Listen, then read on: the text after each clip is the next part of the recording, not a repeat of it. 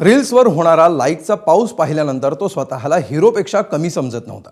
मात्र परतवाडा लैंगिक शोषण प्रकरणातील या व्हिलनची अमरावती पोलिसांनी परेड काढली.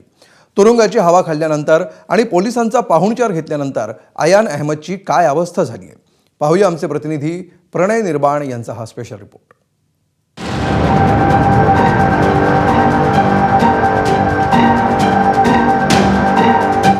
रीलच्या व्हिडिओमध्ये मोठ्या ऐटीत चालणारा अयान अहमद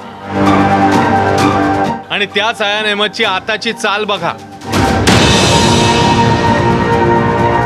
मुलींवर भुरळ पाडण्यासाठी कदाचित याच रस्त्यावरून अयानने थार चालवली असेल.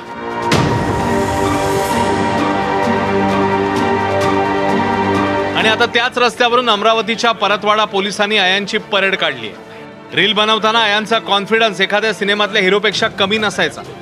मात्र पोलिसांनी जेव्हा भर रस्त्यावरून वरात काढली तेव्हा अयानची नजर जमिनीला खेळली होती. परतवाडा लैंगिक शोषण प्रकरणातील मुख्य आरोपी म्हणजेच 19 वर्षीय अयान अहमदची अवस्था पाहिल्यानंतर पोलीस कोठडीत त्याचा चांगलाच पाहुणचार झालेला दिसतोय. परतवाडा पोलीस ठाण्याचे अधिकारी अयानला घेऊन सरमसपुरा भागात आले.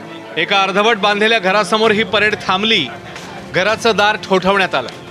नुकतंच मिसरूड फुटलेला तरुण घराबाहेर आला. त्यानंतर पोलीस अयानला घेऊन त्या घरात शिरले.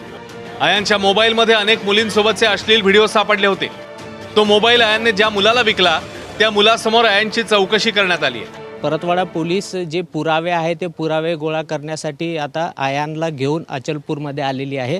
अचलपूर शहरातील जे सरमसपुरा पोलीस स्टेशनला लागून एक घर आहे ज्या ठिकाणीवरून त्यानं मोबाईल घेतला होता त्या घरी अयानला या ठिकाणी आणलेलं आहे आणि त्याची आतमध्ये चौकशी सुरू आहे. कडेकोट बंदोबस्त यावेळी पोलिसांनी अयानला घेऊन या ठिकाणी आलेले आहे आणि त्याची कसून चौकशी सुरू आहे की तो मोबाईल कुठून घेतला, का घेतला आणि त्याचा जो डाटा रिकवर करण्याची जी प्रक्रिया ती फॉरेन्सिक लॅबमध्ये पोलिसांनी पाठवलेली आहे.